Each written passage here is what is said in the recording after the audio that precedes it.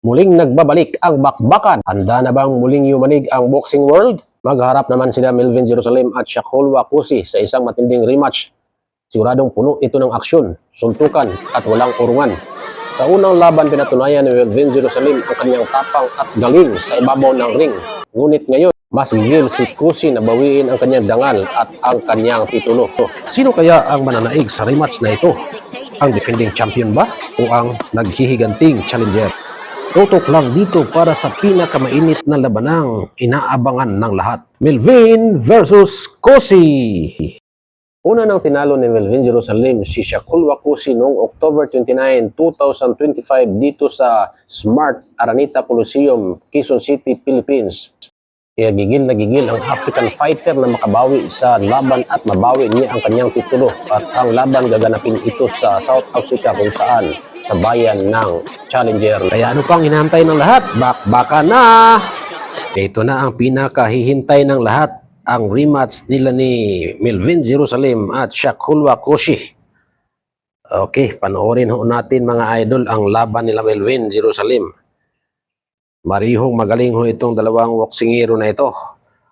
Ang fighter ng Philippines na si Melvin Jerusalem at ang African fighter na si Shakur Wakusi.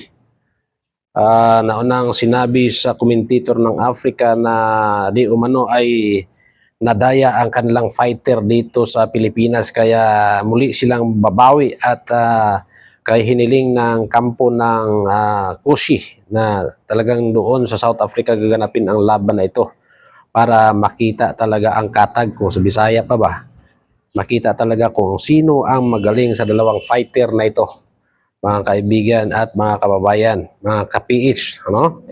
Ito parihong naghahanap ng bintang dalawang boksingero. Nagpakiramdaman pa ang dalawa at sa ngayon ay wala pang pinapakitang magandang tira. Ayan, umpisa na ng bakbakan mga idol. At napakaganda ng tindig ng dalawa. Pariho itong counter puncher itong dalawang fighter na ito. At sa nakaraang laban ito nila ni Shakur Wakusi at Melvin Jerusalem dito sa Araneta Coliseum ay nakikita ho natin na itong si Shakur Wakusi ay hindi ho basta-basta itong fighter na ito. Kaya nga hindi sukat akalain na matatalo siya dito sa Pilipinas dahil nga itong fighter na ito ay wala hong talo ito sa kanyang professional record, no? At dito sa Pilipinas naghatid lang siya ng talo dito kay naghatid siya ng panalo dito kay Melvin Jerusalem, no? At ito na, nag-uumpisa na nga yung suntukan, matinding bakbakan. Pinapakita na ho dito ni Melvin Jerusalem ang kanyang lakas at tapang. Ayan, dahil kailangan ho talaga dito yung aggressiveness ni Melvin Jerusalem dahil siya ho yung pumunta doon at siya ho yung ni sulong ba, huwag sa Bisaya pa, shout out dia sa mga followers ni Melvin Jerusalem, no, sa mga sumusuporta dito sa ating fighter, Philippine fighter Melvin Jerusalem. Shout out sa lahat, no. At kung makikita ho natin dito ay pareho pa hong ang nagpakiramdaman ang dalawang ito, hindi pa sila nagbibigayan. Ito na, umpisa nang bumanat itong si Shakur Wakusi, ngunit winarningan siya ng referee dahil natulak ho niya itong ating fighter, no? Makita naman ho natin na yung laban nitong Shakur Wakusi ay mabilis din ho ito. Okay naman, hindi naman ho siya madaya at hindi naman po marumi yung laban niya. Ngunit makikita ho natin na ito po ay nasa mga third round na ito, no? Ito po yung highlights lang po. Pinapakita ko lang ho sa inyo kung ano nga ba ang totoong mangyayari sa laban na ito. Yun, makikita natin ay dumugo na ho dito ang ulo ng ating fighter na si Melvin Jerusalem at ayon ho sa commentator at ayon ho sa mga nakakita at ayon ho sa lahat ng nakakita sa video na ito ay ito po ay isang headbutt. Hindi naman ho ito talagang tinamaan ng suntok, no? Sa tingin ko dito ay pantay lang ho yung panama nila dahil palitan ho sila ng suntok dito. Ngunit Mukhang itong ating fighter ay distracted na ho siya dahil ho sa patuloy na dugo na umaagos po sa kanyang noo, no? At ito ay tumatabon ho sa kanyang mata, no? Kaya medyo nagiging dihado na ho ang ating fighter ngayon, no? Dahil 3 rounds pa lang ay dubugo na yung ulo nito dahil po sa nangyaring headbutt, no? Oo. Ayan, winarningan na naman kasi madalas ho niyang naitulak itong si Melvin Jerusalem, no?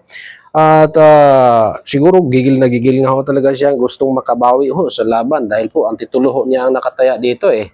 Naiwan ho ang kanyang titulo dito sa Pilipinas noong unang bakbakan nila dito sa Araneta Coliseum, kaya gigil na gigil ho itong fighter na si Shahulwa.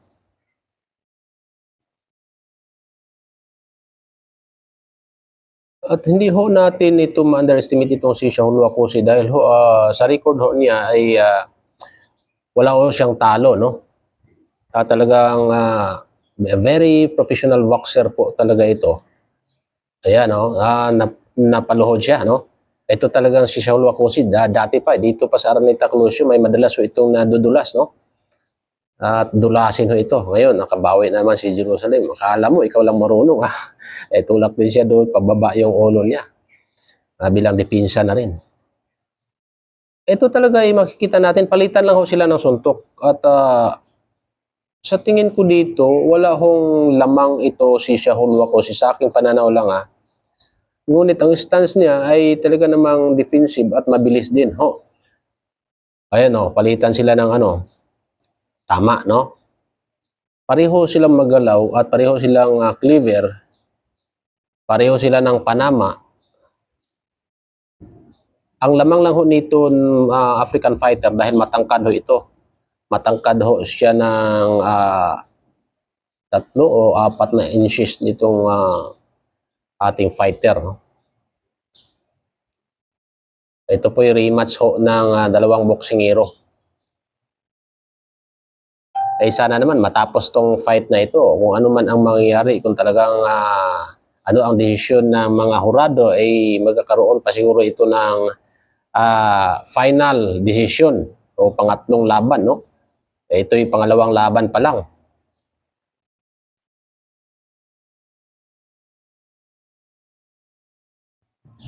Ito ho, yung bilis ni Kushi ay consistent. Hindi ho na basta-basta napapagod.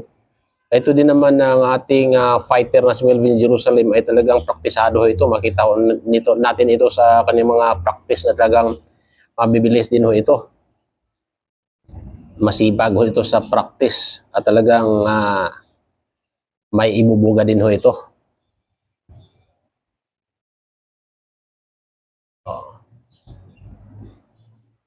Susuklian lang ho sila eh. Pareho-pareho lang ho ang tama nila. Kung mapabagsak ng challenger ang defending champion, tiyak na mananalo siya at tiyak na matatalo itong ating defending champion. Pero kung hindi ito mapabagsak ng challenger, hindi po maaaring matatalo itong ating defending champion. Pero kung hindi niya mapabagsak itong ating defending champion, ay hindi po siya mananalo nito. Pero sa tingin ko dito ay isa sa kanila talaga ay mayroong babagsak nito.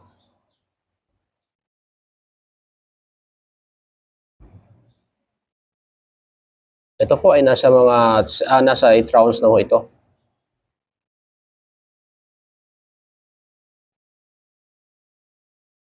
Ipapakita ko lang ho sa inyo kung paano po at kung ano ba talaga ang desisyon nyo sa laban na ito, sapagkat iba naman ho talaga yung sa nakikita natin at sa pananaw ng mga judge, no, sa mga hurado. Ayan ho, napabagsak ho ng ating defending champion na si Melvin Jerusalem. Nabagsak ho dito si Shaul Wakusi, kaya nabilangan ho siya sa 11 round, mga kaibigan, mga kababayan, mga ka-PH, no. Ulit tuloy pa rin ang laban. Ito po 11 rounds na po ito.